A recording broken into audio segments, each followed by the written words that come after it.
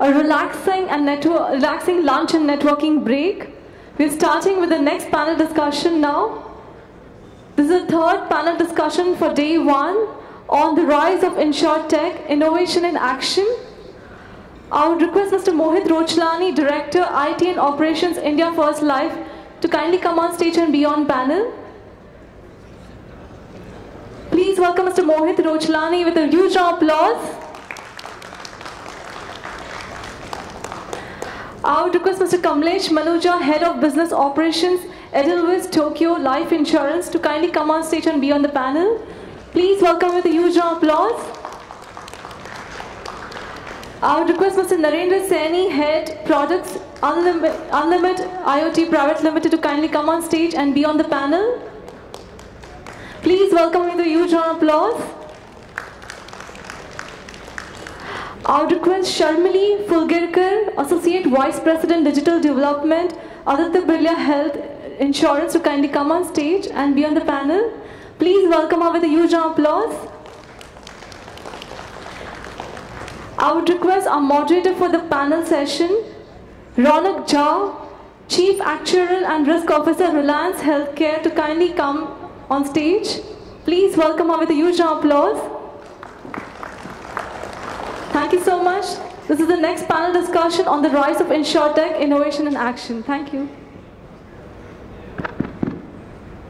Thanks, Priyanka, for introducing us, and in a way, thanks in advance to the audience for giving us chance to have this detailed, deeper discussion post-lunch. I know that we all are under the impact of post-lunch influence, but I would request all of you to be attentive, because it's going to be very, I would say, in-depth discussion around the piece which you want to cover here.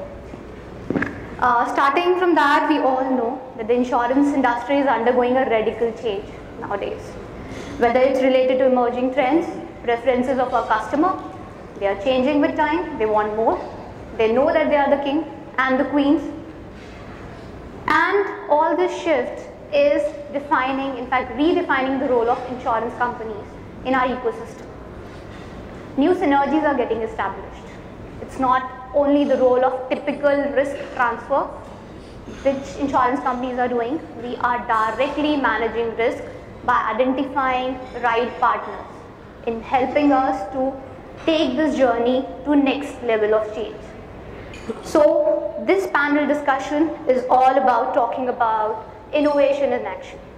So what our panel members would be touching upon could be divided into three themes. First, customer. What are his preferences? What is Gen Y impact? How the taste of customer requirements are changing, identification of needs.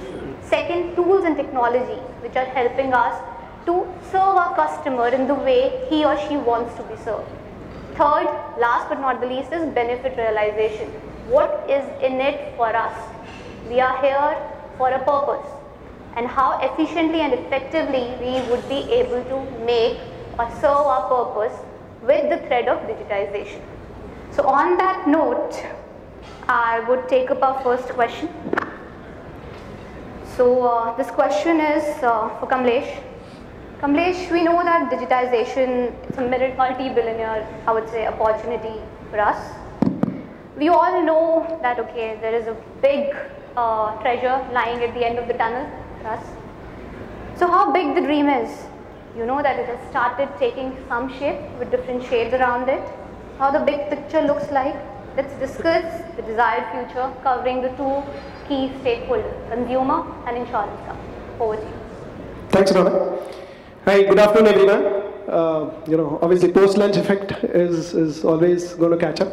I'll try to make it a little more interesting onto this point. If you really look at it from an opportunity perspective, all of us know India, from a scale perspective where we are, the insurance penetration is only at 3.5%. And if you were to really look at what average from other markets are concerned, India is less than half from a penetration point of view. So that kinds of creates that there is an opportunity which exists. And if you really look at from a revenue point of view, what gets collected from an insurance point is close to around 60 odd billion US dollars, which is 4 lakh crores as a premium, which gets collected between life insurance, health, and general insurance kind of a bit.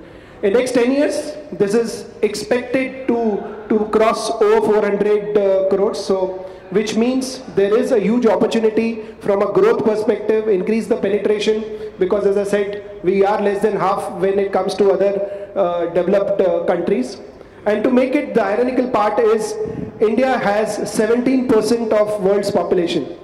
And when you look at insurance premium, it's only 1.5%. So, that also tells you not only there is a growth, there is a penetration which is untapped, plus the per capita insurance coverage, which is a contribution which goes towards the GDP, has an ability to go almost exponentially higher. So that's A, from an opportunity point of view. If I were to look at from a future end state, since I know there is a diverse audience here, if you really look at it, the way life insurance is getting shaped up, largely people are resorting to digitization or a digital kind of a process.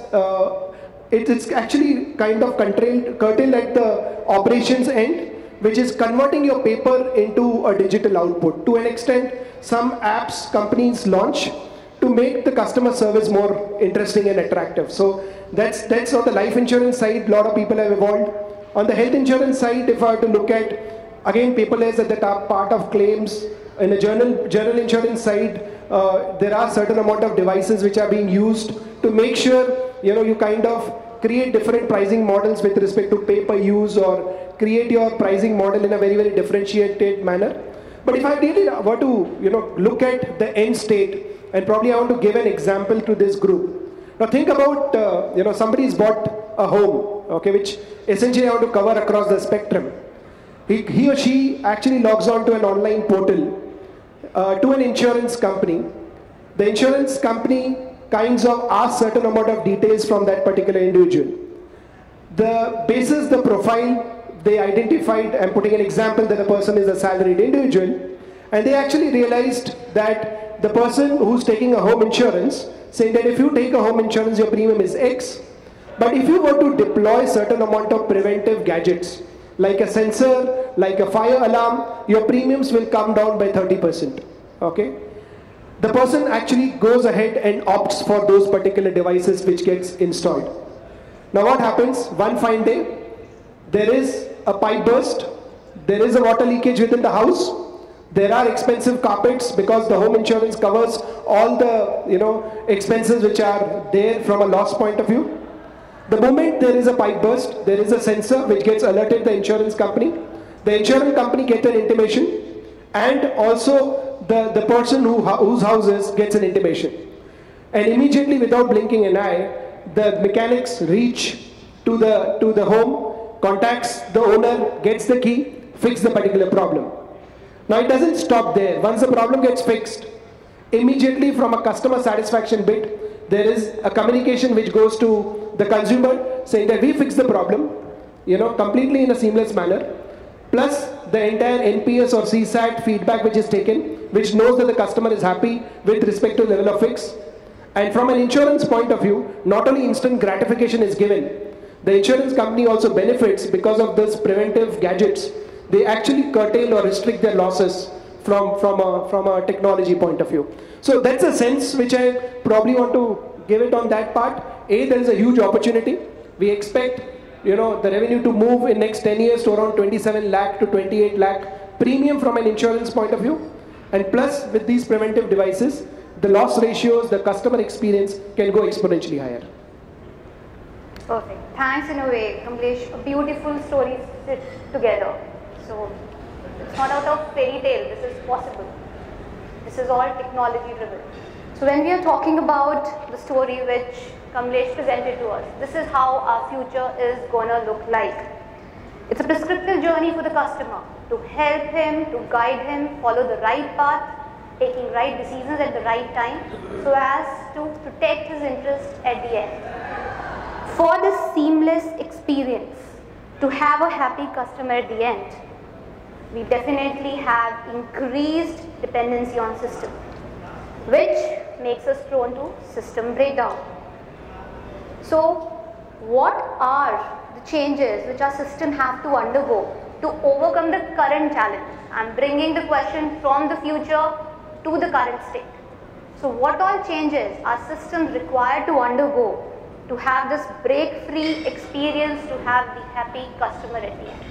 So Narendra, over to you.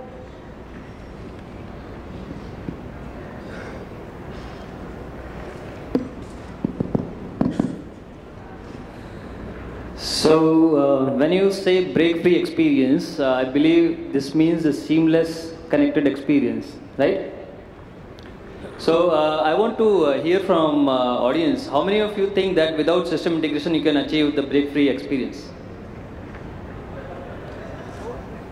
Well, no one. Okay. No, I see a hand there, yes. So we can achieve a break-free experience without system. So I saw someone raising the hand right at the end table. Okay, so that goes down by 1:99. So, Majority.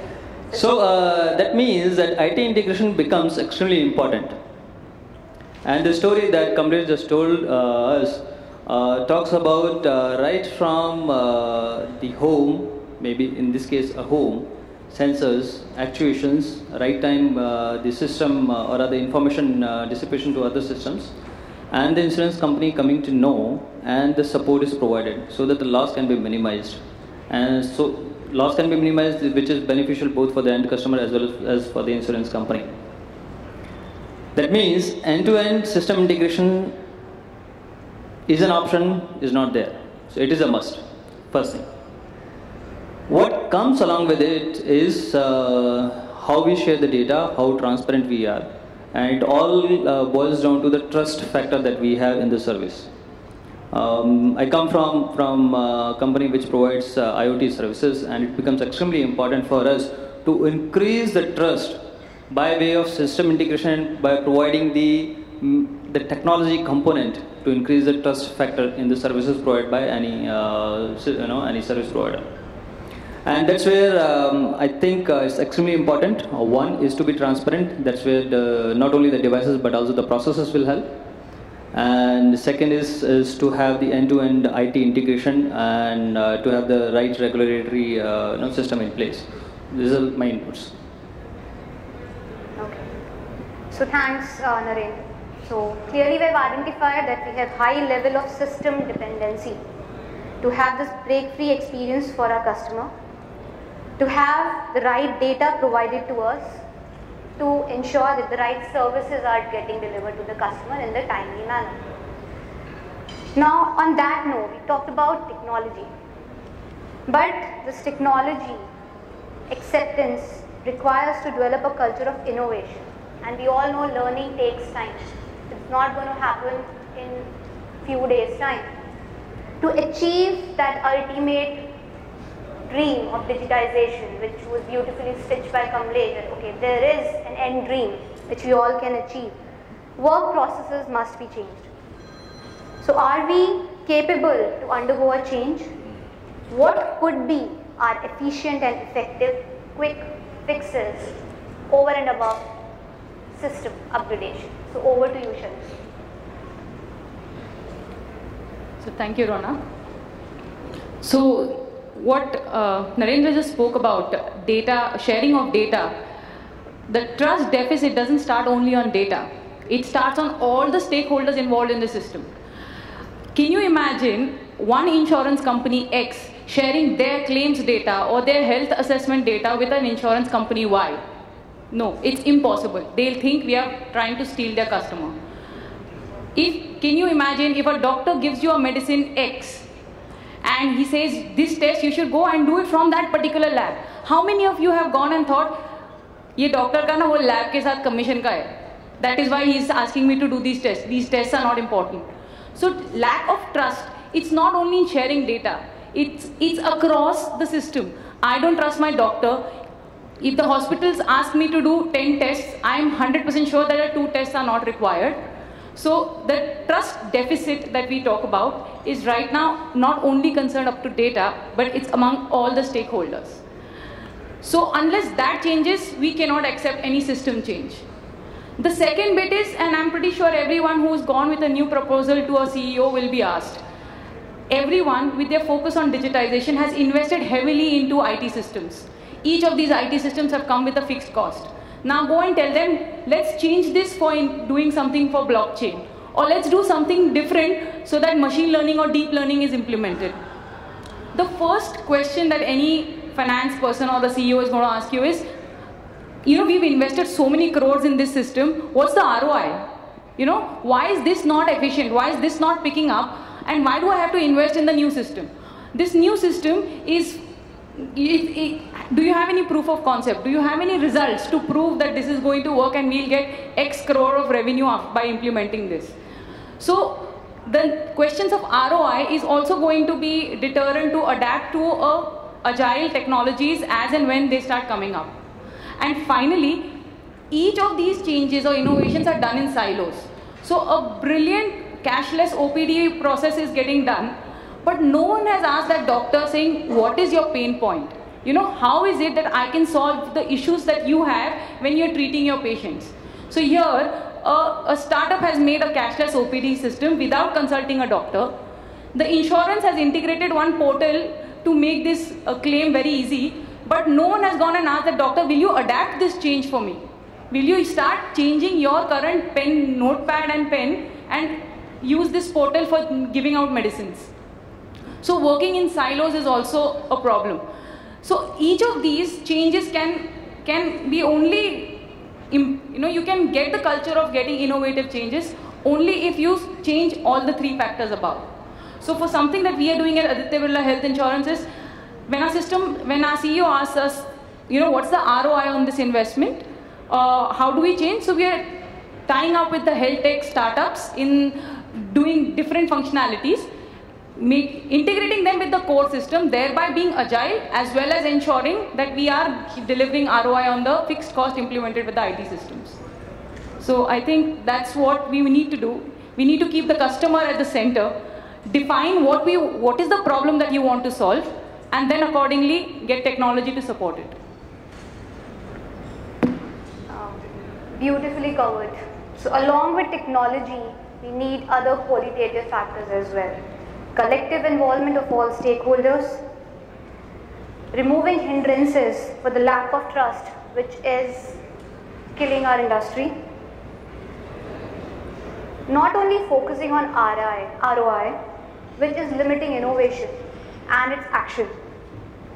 Then the requirement of flexibility to break these silos, which are existing in our ecosystem. We need to be flexible. So, do we have a solution? I think the solution lies with identifying the needs of the customer. Is customer literate enough, aware enough that okay, what he needs and how he needs it? If we all are trying to serve him, there is going to be this collaborative effort by all the stakeholders in the ecosystem. So on that note, the current level of tech literacy in India is a challenge, and we all have to admit. You can clearly see that okay, one single ray of hope created by Jio has literally brought a bold-faced change in our market. So Jio symbolizes digitization of tier 2, tier 3 cities. So we know that the potential is there, but tech literacy is still a challenge. So how this gap could be bridged by insurance companies for mutual benefit? So over to you, Mohan. Okay, good afternoon everyone. Thank you, Ronak. Last but not the least, I have a small, test for attention limits after the lunch session. Are you all game to take that test? Yes? So I'm going to just say hi and you're going to say hello. Is that okay? Yeah? So hi. And if I say hello, you will say? Right. So in between, while I'm talking, I will say hi and you have to say hello. Right? That will give me a good benchmark whether the people are attentive enough or not. Is that okay? Okay. Now to the question that Ronak has raised in terms of tech literacy. Now I think before asking the question, Ronak actually gave the answer of the question, and that was that in India, if you understand what the needs of the customer are, right, and you give them solution of that needs, there will be adoption, right? And I'll give you a simple example, right? A few years back, WhatsApp came into picture. I'm sure here nobody will not be using WhatsApp. Anybody not using WhatsApp? Fair. So, silence means that everybody uses WhatsApp. And WhatsApp, what was the inherent need? The inherent need was basically to be connected real time and to share information, documents, so on and so forth. All the nook and corner of India uses WhatsApp. And you'll be surprised to know that tier 3 and tier 4 cities uses more WhatsApp than the metro cities. So if any company would have thought saying that WhatsApp is not going to work because tech literacy is not there, it's like the famous example where somebody went to one of the African nations and nobody was wearing shoes. And they said it's a huge opportunity that nobody wears shoes. The other person came back and said no opportunity because nobody wears shoes. So it's exactly the same example if I look at from a technology or a digital perspective. If you are able to look at the needs of the customer and able to provide a solution for that need, you will see a lot of adoption. And adoption means obviously adoption of processes and adoption of technology. Who would have thought a few years back that the Uber and Ola of the world are going to rule the transportation market? Everybody thought that you have to just go and call a taxi or go to the taxi stand and take it. And here everybody, right from, and I've been to a lot of tier 3, tier 4, tier 5 cities. Uber is being used with the app. There's no other mechanism, right? Yeah, there's only one mechanism for using Uber or Ola, and that is you have an app installed. So just to cut my answer to the fact that if you are able to solve the need of the customer, you will see a lot of adoption happening. Now, having said which, technology obviously has its own advantages as well as challenges, if I put it that way. Let's look at the fact that the problem that you're addressing, if that problem needs a simple process change, you need not invest in technology. And I see a lot of times people invest heavily in technology because of the fact that the other companies are also doing it, while it may be just a simple process change that's going to happen. So you may or may not see adoption in those kind of categories that are happening. The other bit that obviously from an adoption perspective is how strong is your ecosystem. When I say ecosystem, obviously another example that was taken was Jio, right? So if you have a good ecosystem around the network, the bandwidth, the Wi-Fi connections, you will be able to make sure that your technology is being adopted. Let me give you another example in terms of tech literacy from that perspective. A lot of times there are a lot of applications that are made that do not work on some of the browsers that are available, right? So at any given point of time, if you are really making any effort to solve a need, you need to go down to the last level and figure out whether it's going to work at that level and then take it forward and upward. So I think if those are some of the considerations that you look at from implementing any kind of technology, you will see a lot of adoption. The fact that the government of the day is also playing a huge role in terms of making sure that the tech literacy is enhanced. Most of the government services now are on the fingertips, either through an app or you go to, let's say, some of the common service centers where you will be able to get your birth certificates, death certificates, and so on and so forth. So a lot of services are now being actually going from what you call as B2C in our sense. In government sense, it's G2C. It's direct to the customer, the government services, or it's business direct to the customers. Again, you'll be surprised to hear, and this probably will be my last example after I, give the mic back to Ronak. When Amazon and Flipkart came to India, whom would they have thought the normal audience is going to be who's going to buy? They thought it's going to be the metro and the tier 1 cities. Again, a surprise to know that the Amazons and the Flipkarts, people are buying across the nation. The goods that they are providing, and that is also either app enabled or web enabled, which means that there has to be tech literacy. So I think there is huge tech literacy that is available. There is lot to work on already available tech literacy that we have in India. And just to make sure that you address the needs of the customer, I think we will be able to see a lot of adoption.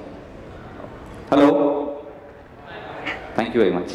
Thanks, Mohit. Yeah, I'd just like to second his opinion, right? So value creation is basically this what he was saying. So basically value creation is being the center stage. For the insurance company as well, the value creation is going to be the center stage. The literacy and rest of the things will come by along with it. So that's secondary. The first thing is identifying the real problems and real opportunities, and then providing the best, most easily accessible solution to that. I think that is where the key point is. Perfect, Narendra. Given that you've already taken the lead, so I will pose the next question to you. The point is, we are talking about building on the current base. We are building strong ecosystem. We could tag, I would say, delivery of insurance services with the experience the consumer is having by utilizing other apps, because he is getting that exposure to consume things in an easy way. So on that note, I would say that companies are increasingly deploying technology to bring this disruption, to support their customer servicing efforts. So technology is rapidly improving our ability to solve customer problems. Okay, so would like you to throw some light on solving customer problem by generating value for him. So I can probably quickly talk about one of the use cases that we are doing, and in fact when you go out you can see it, some of the examples of it. So in the insurance sector we are looking at usage based insurance, which tells we can probably do multiple products on top of it, right? All that we are looking at is how much the vehicle is driven and how the vehicle is driven. You can do a product which is based on any of these two philosophy, and you can build multiple products on top of it. You can do it for a trip. Somebody says, okay, I'm going for a 7-day trip and I want to build a product only for that particular trip, right? Otherwise, I'm not really interested. This is a new product that you can really work on that. So we are working on a usage-based insurance which can be rolled out in multiple ways, and we have found right in the past that customers are really ready to pay. We have done a market study about it, and customers are ready to pay for the right product in the market. So what technology is to do is to help you in building the right product for your industry. Right. So we are already gearing customer to use technology for his or her larger interest. And the example which Narendra covered, it talked about paying for insurance on the basis of your usage, which is linked to telematics. But it's not all about consumer. It also requires a lot of changes which we have to bring internally. We have to upgrade skill set of our employees so that they are also aligned to this upgraded technology way. So with existing requirement from the market, how is this transformation taking place internally in our organization? What steps from operation perspective, from IT perspective, companies are taking in this regard? So Mohit, I would request you to share your ideas. Okay, simple answer, starts from the top. So the CEO needs to drive the agenda of the transformation. As you know, so one of the things that I always keep on talking is what does digital mean for us? And I get very different answers about digital is technology, digital is converting analog to digital, and so on and so forth. For me, digital is not a thing, but it's a way of doing thing. So when we define it in the fact saying that it's a way of doing thing, then obviously what is involved is the people who are doing those things. And so making sure that they understand the importance and the need for implementing is very important.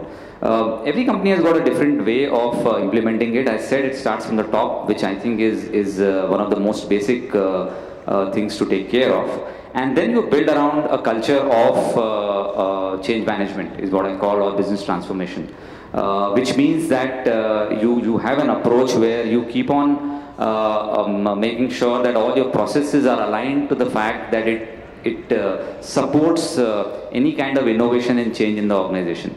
One of the things that needs to be made very clear to all the people, all the stakeholders involved in terms of digital transformation is that they need not fear transformation. And that is probably one of the biggest hurdles in terms of adoption of any digital transformation journey. So if it starts from the fact that if you make everybody aware about the fact that why the digital transformation is happening, I think your job is probably becomes much more simpler. Apart from that, I think some of the companies also look at creating a separate vertical which actually picks up projects across transformation, across change management, and coordinates with all the other departments and functions to make sure that there is consistency in terms of the delivery of outcomes of transformation.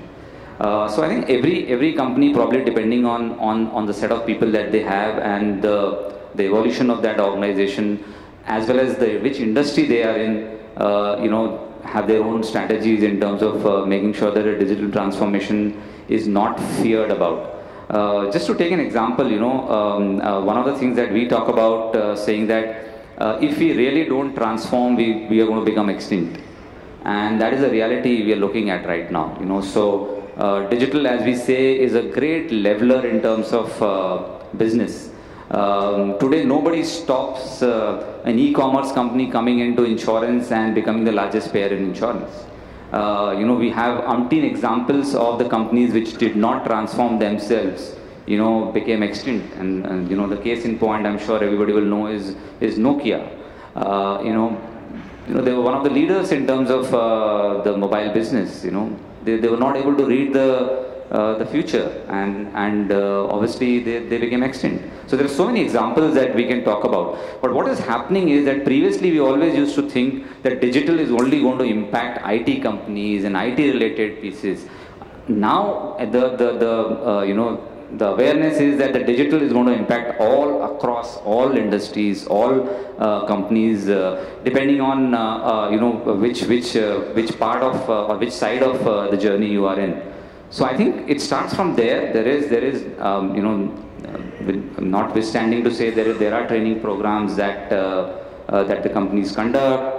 They involve a lot of people. There are business transformation teams which pick up projects. Those projects obviously are given precedence. There are some ambassadors who are made sure that people understand that if you are involved in this kind of journey, the company is obviously going to recognize those kind of talents. So I think those are some of the things that the companies are doing to make sure that there is huge awareness from this perspective. Thanks in a way, I would say, for sharing all those insights. As Mohit has well defined, digital means not only automation, it is way of doing things.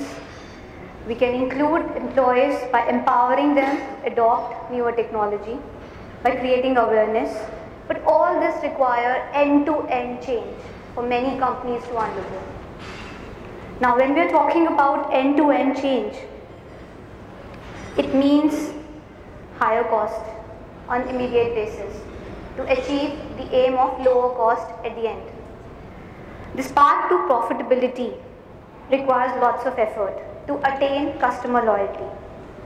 So, in our view, digitization has an ROI challenge attached to it. But how is it going to help our balance sheets in terms of profitability and efficiency? I would like Kamlesh to share his views on that. Sorry. I'll also copy what Mohit said. Hi. Thank you. So I think enough the key points have been talked about. I think what Mohit talked about, saying that if there is a need, and you kind of provide a solution and use a technology as an enabler, it indeed gives you a favorable ROI. We also talked about how agility within a particular bit or not operating in silos give you a desired results. If you really look at from insurance point of view, the way current state is in our market, large amount of efficiencies are being built by converting paper into kind of a digital output. The real benefit when the companies will start seeing is when they actually integrate the processes from entire operational processes to underwriting to customer service and more importantly claims management. Because you can't really reap a benefit of talking about that I will provide you an instant gratification where I will kind of compete with an e-commerce or Ubers of the examples which we talk about, where you kind of saying that you probably have a broken process and you have to reach out to a particular entity. So if we go through the research articles where a company is actually kind of moved completely digital, they've actually seen almost 70 to 80% reduction in their policy administration costs. They've actually seen a top line upliftment by close to 28-30%. And last but not the least, their claims reduction in terms of the payouts have actually come by 20%. And all this is only can happen when you actually kind of operate into an integrated environment using IoTs, using blockchains, where all the insurance companies are actually coming together. We see a very huge conflict when it comes to procuring a customer. But it is at the claim stage, the industry is collaborating, regulator is taking a good amount of steps to kind of curtail frauds, create more amount of, from a risk, effective risk management point of view, and companies are taking a desired steps. So if technologies, if deployed rightfully, with right amount of management buy-in, right processes being picked up in an integrated outcome, you will see a huge cost saving within the organization. And I think, it will be not unfair to make a statement saying that insurance companies will move with a kind of a statement saying, we are a digital company which, by the way, sells insurance. So that future can come true. So just to add to Kamlesh's point, the industry is already moving towards this. We have a confederation of insurers along with a technology partner IBM looking to do a blockchain data for claims. So for example, or health assessments. So imagine if every insurer can now put the claims data or put the health assessment that they do before for assessing the risk before giving the policy on the cloud, and it becomes a distributed ledger for everyone to refer. In that case, there's an immediate reduction in the frauds that can happen in claims, because everyone has said there will be one centralized company. If this person moves from insurer A to insurer B, he is unlikely going to be allowed to do fraud again, because now the distributed ledger is available. Similarly, a customer was assessed on his risk. There were some 10 tests conducted. The insurer A spent X amount of money and got those tests conducted. If these records now become available in a blockchain environment and this customer moves and goes to insurer B, now the customer health risk can be assessed using the past records, and only those specific tests need to be highlighted. So the industry is moving towards it. It is slow, it is gradual, because we are not used to sharing data. But I'm pretty sure the industry is moving in the right direction towards making insurance a more tech-friendly, a more transparent product, and build more trust with this product. So adding on to what Kamlesh and Sharmili said, one of the big advantages, if you want to move away from ROI concept, is the concept of value, which we've been talking about. I think most of the companies are looking at value rather than looking at profitability, right? And value becomes more important from the fact that if you are able to know your customers better, you will be able to service them better, you will be able to sell them better. So take an example, all the conversion of digital is going to help most of the companies in doing a lot of analytics, whether that analytics is required for faster decision making, whether the analytics is required for what Sharmili said in terms of fraud, in terms of risk, in terms of cross-sell, upsell. When the data is available, whether within the company as well as from a blockchain across the industry, you will be able to do a lot of analytics to make sure that you are able to give a lot of value to the organization as well as to the customer. And I think that will become a bigger parameter rather than ROIs in terms of implementation of any digital technology. Thank you.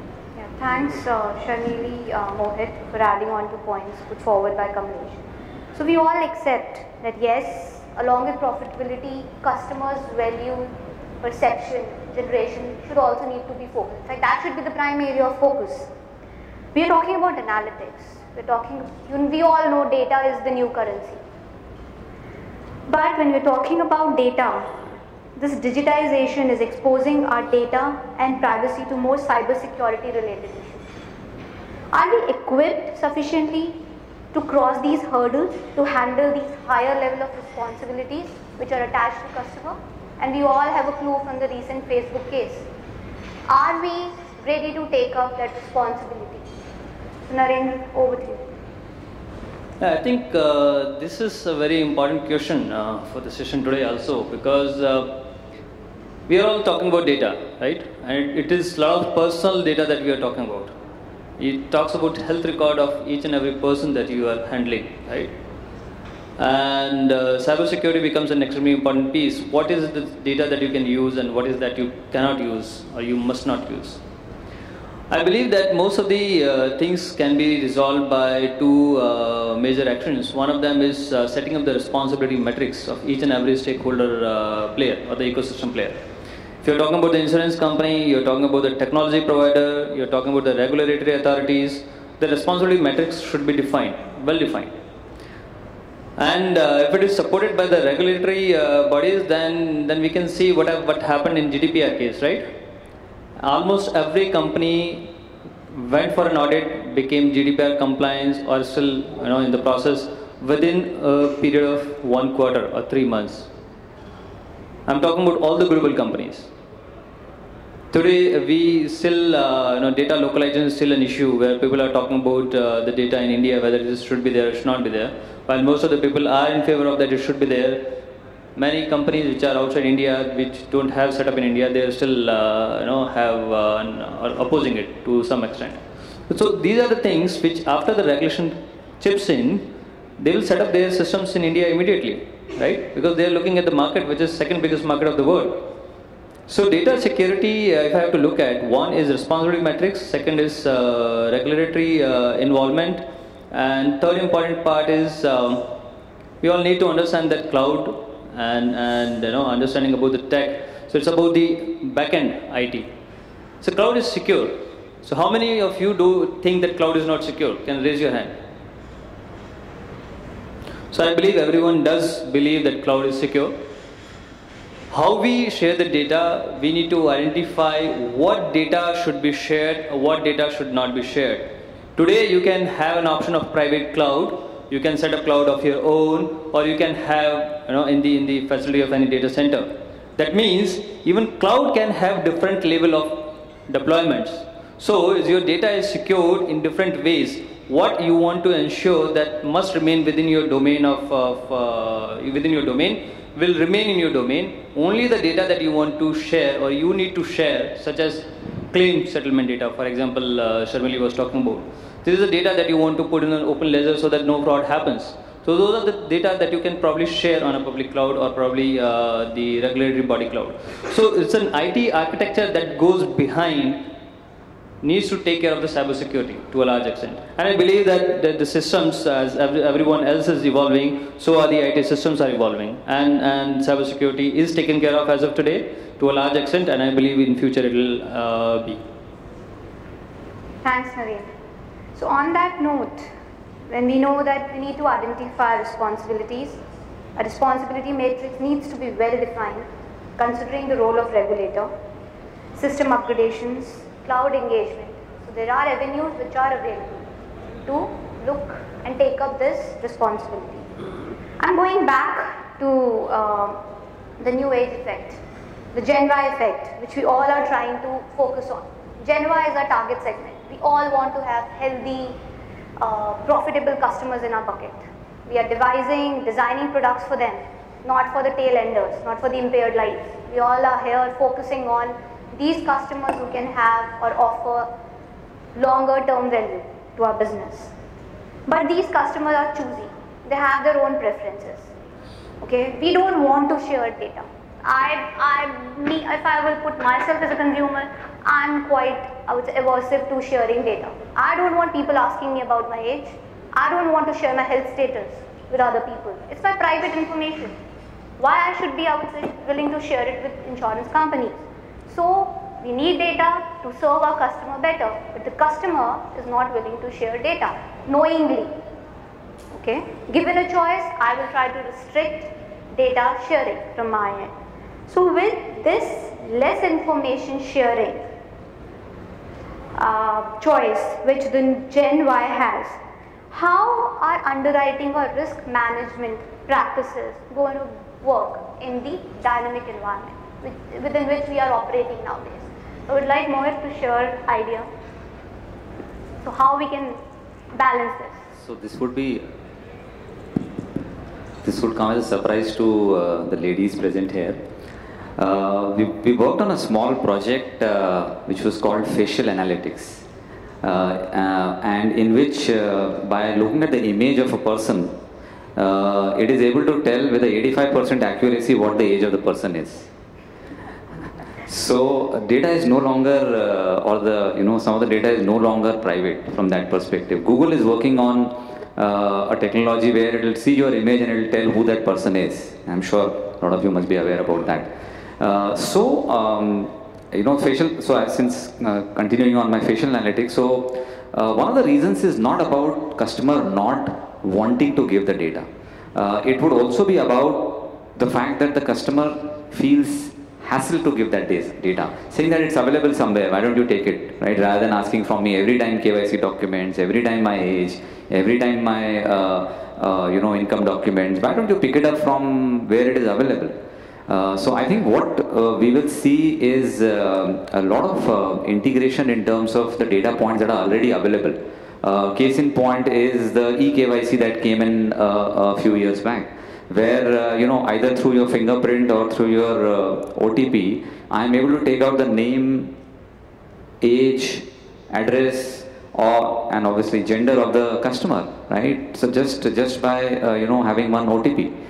Similarly, one of the other experiment that is going on is on the social media, right? While Ronak says that people don't want to disclose their age, they disclose a lot of things on the social media, which is, which obviously tells a lot about the person, and it helps, Kamlesh being an erstwhile underwriter, gives so much of data in terms of doing underwriting, right? About where the person is traveling, how is he taking care of health, is he going to gym or not? This data was not available, let's say a decade back. So it basically means that your underwriting models are going to evolve depending on what kind of data models and data is available. The same thing happened a few decades back in what we call as the NBFC or the banking industry, where alternative sources of income was used to give loans to the customer. There are normal sources of income is your salaried class, you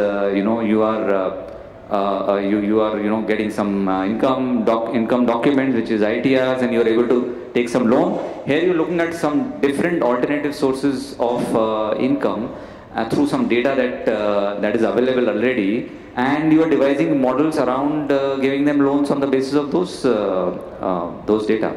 So I think what will happen is the erstwhile models of underwriting are going to go through substantial change. The algorithms in terms of the way that we perceive a risk of the person is going to obviously go through perceptible change, and that will all depend upon how much of the data that is available and the authenticity of that data that is available in the media. So there will be a lot of integration in terms of picking up data, and obviously that has got its own sets of challenges in terms of regulations. So depending on how the regulation works out, these data will be available, whether through a blockchain mechanism or through a direct interaction or through credit bureaus. You will be able to take that data and able to properly underwrite and probably do a better underwriting in terms of giving insurance to the customers. So that's my take on data. Just on the analytics part, I wanted to add. Yesterday I saw news from Google. It can predict when you are going to die by 95% accuracy. So all your death warrants are already signed.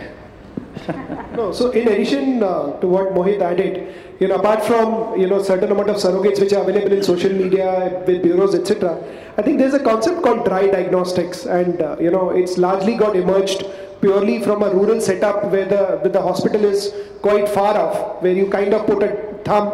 It predicts whether the person has got asthma, has got respiratory issue with respect to your saturation level, and also it helps you to predict whether the person is about to get a heart attack.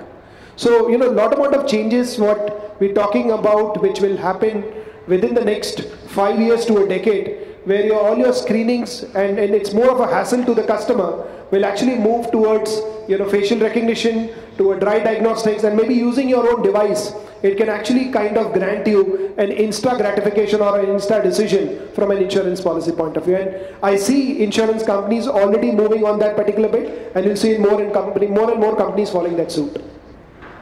Great. In a way, thanks panel members for beautifully defining this response, because in a way now I'm prompted to refine or redefine my question. That okay, when next time I'm going to, I would say, approached for data requirement, I am going to ask my insurance company that how easy you are going to make this data sharing process for me. Not difficult. Probably so you don't even need to ask this question. Yeah, go ahead. Probably you don't even need to ask that question. I only need to go show online and say that you can pick my data from Google account or Facebook, then everything is done. The point, yeah. So in a way, I think being a consumer, that awareness that your data is publicly available, it could be utilized, could pose other problems. Unfortunately, it's only the Indian customer which thinks the data is secure or data is private. If you look at anywhere in the world, there's no data which is private. And it's the same story with India also. We happily share data with Facebooks and Googles of the world, and we don't want to share with our own life-threatening situations or the risk coverage. I think that is just a misnomer, and I think over a period of time, as Mohit and Kamlesh have put it, so there are a lot of data available in structured and unstructured format which can be utilized, and that is just a matter of time when. Agree. The availability of structured versus unstructured data and the ease with which it could be taken from the customer is going to ease this process for us. So we would be able to generate more data currency for us. On that note, I think we all know that customers are getting approached via different channels. Our agent approaches them, our broker approaches them, our digital channel approaches them. We have a web aggregator as well to make this tale more twisting and more interesting for us. Now, distribution channels are converging in digital age. We all know. So, what opportunities and challenges it has posed for insurance industry? So, over to you, Kamlesh, to share your views. I think, yeah. So there are challenges. There is a consumer is kind of, I would rather say that, and we've already mulled over it, and I'll not stretch that topic. Customer is already available on the social media. Okay, it's there are multiple people, multiple competitors trying to tap the customer to kind of get the pie of his or share of his wallet from that point of view. So I think from a consumer point of view, it will only happen where he realizes that he's getting a right product, his need is getting appropriately addressed or resolved, and more importantly, while we talk about insurance companies claiming that they will secure the data of the customer, I think it has to be comfort from the customer. It's like a customer going or a patient going to or choosing a particular hospital or a doctor for a treatment. It is not that the person is undergone or taken a treatment from that doctor, but it is overall what his point of reference, his research, the way the doctor communicates gives a comfort to the patient that yes, I need to choose this doctor for a surgery. Similarly, from a consumer point of view, the whole comfort lies in whether the company understands the need, whether the distributor provides him the right solution, and in the way and the manner in which he wants to consume that particular input. And last but not the least, it is insurance companies' responsibility to demonstrate enough and more security controls and privacy information will be taken care so as to safeguard the interests of the customer. So I think there's a huge amount of work as an industry we have to do on that particular aspect, which I think we have shoved under the carpet so far. And the second part where we talked about, reaching out to the customers through multiple dimensions, that's going to be the reality. But I think it's more the effective medium and the effective manner the way you reach out is going to garner the customer, share of the wallet. I would rather put it that way. Thanks, Kamlesh. So right product mapping, finding right solution, ensuring customer ease and comfort, ability of the insurance company around the responsibility to safeguard customer private information, and creating awareness among customers that the data which we are taking from them, it is for their own use. It's not the social media information which we are extracting. It's something which is going to help them in the time of the system, technology, processes. They all are helping us to serve our king and queens better. So customer is right now at the center of all the efforts which we are taking. In a way, it's not only quantitative or technology-driven requirements, there are qualitative factors as well, which we as industry players have to work on. The trust deficit, the data sharing limitations, use of technology, or ROI expense requirement, which is limiting us to take that plunge, we all need to evaluate it. We are all here in this game. We need to break all these silos, and we need to take that required support from the regulator. So on that note, I will end that session, but before that I would say request audience to share their questions, if any, with the panel members.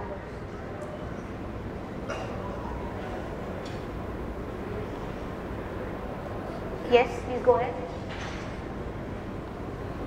Somebody help her with this? Yeah, please share.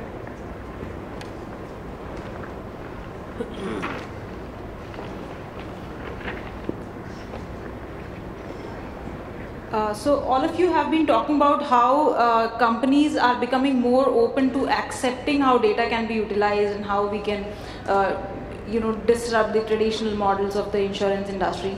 But when it comes to data and using the newer technologies, there are more startups in the segment than traditional companies. How much do you trust these startups, and how many of you have really engaged startups in your own business models? So who would like to take it?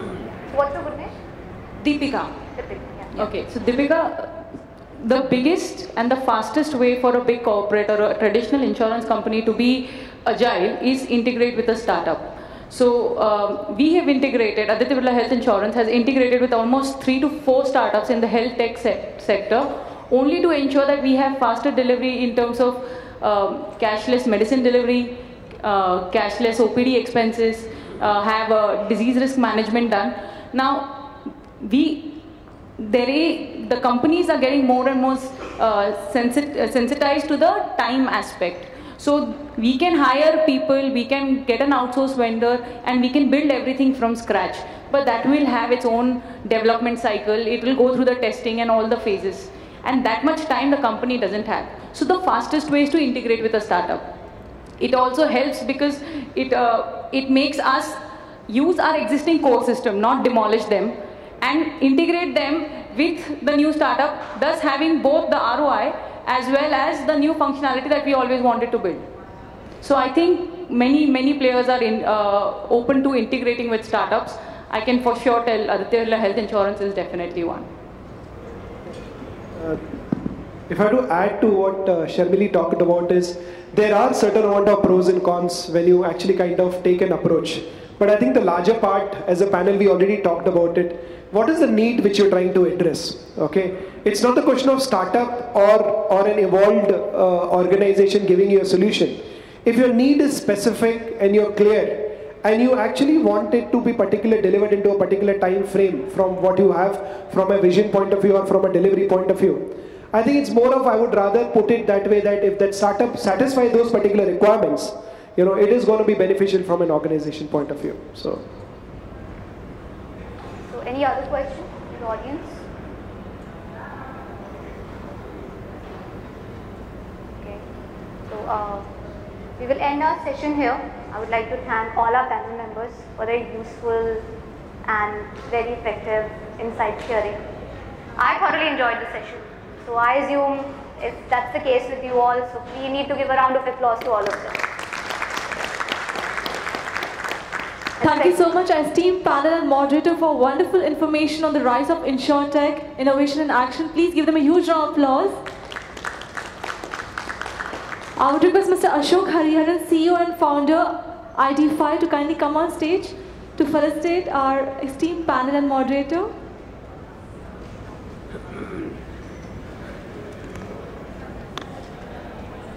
Please welcome with a huge round of applause Mr. Ashok Hariharan, CEO and founder, ID5.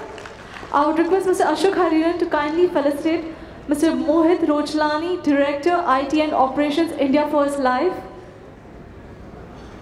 with the certificate. Thank you so much. I would request Mr. Ashok Hariharan to kindly felicitate Ronak Jha, Chief Actuarial and Risk Officer, Reliance Health Insurance, with a certificate. Thank you.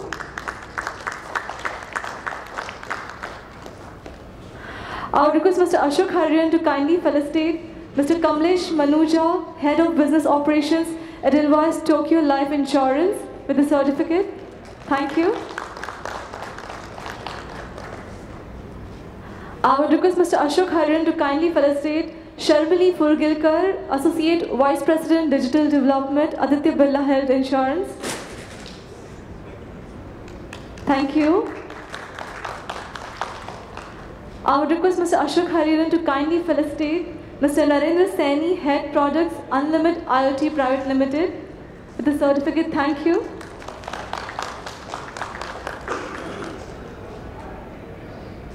Thank you so much. Kindly stand together for a group photo.